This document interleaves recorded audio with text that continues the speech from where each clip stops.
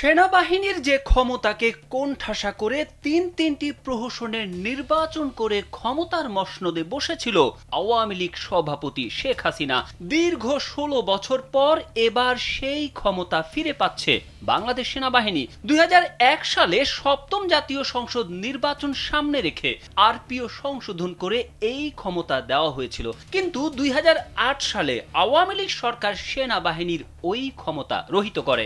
এবার সেই ক্ষমতা ফিরিয়ে দিল অন্তর্বর্তী সরকার। নিন মজাদার গোলমার্ক পপ, কুড়মুড়ে বাইটে ফুরফুরে লাইফ। নির্বাচনের সময় সশস্ত্র বাহিনীর সদস্যরা পুলিশ কর্মকর্তাদের মতোই নির্বাচনী অপরাধের জন্য কাউকে বিনা পরোয়ানায় গ্রেপ্তার করতে পারবেন। এই বিধান সে সময় ক্ষমতাসীনরা মেনে নিতে পারেননি। সশস্ত্র বাহিনীর ওই ক্ষমতাকে তারা তাদের ভোট লুটের অন্তরায় বলে মনে করেন এবং গণপ্রতিনিধিত্ব আদেশ আরপিও ১৯৭২ সংশোধন করে আইন প্রয়োগকারী সংস্থার সংজ্ঞা থেকে প্রতিরক্ষা কর্ম বিভাগগুলোকে সেনা, নৌ ও বিমান বাহিনীকে বাদ দেয়। এর ফলে নির্বাচনী অপরাধ নিয়ন্ত্রণে একজন আনসার সদস্যের যে ক্ষমতা ছিল, সেনা সদস্যদের তাও ছিল না। স্থানীয় সরকারের সব নির্বাচনেও সেনাবাহিনীকে একইভাবে ক্ষমতাহীন করে রাখা হয়।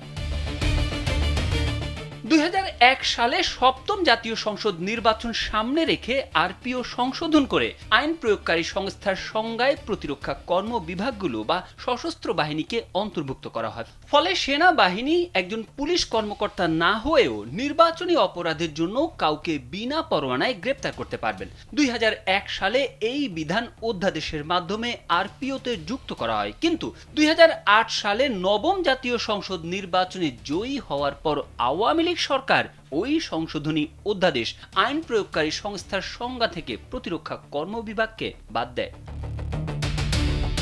আমাদের সশস্ত্র বাহিনী দেশবাসীর আস্থা ও বিশ্বাসের প্রতীক। দেশের জনগণ ও রাজনৈতিক দলগুলো বিশ্বাস করে নির্বাচনে সেনাবাহিনী আইন প্রয়োগকারী সংস্থা হিসেবে দায়িত্ব পালন করলে তা সুষ্ঠু নির্বাচনের সহায়ক হবে।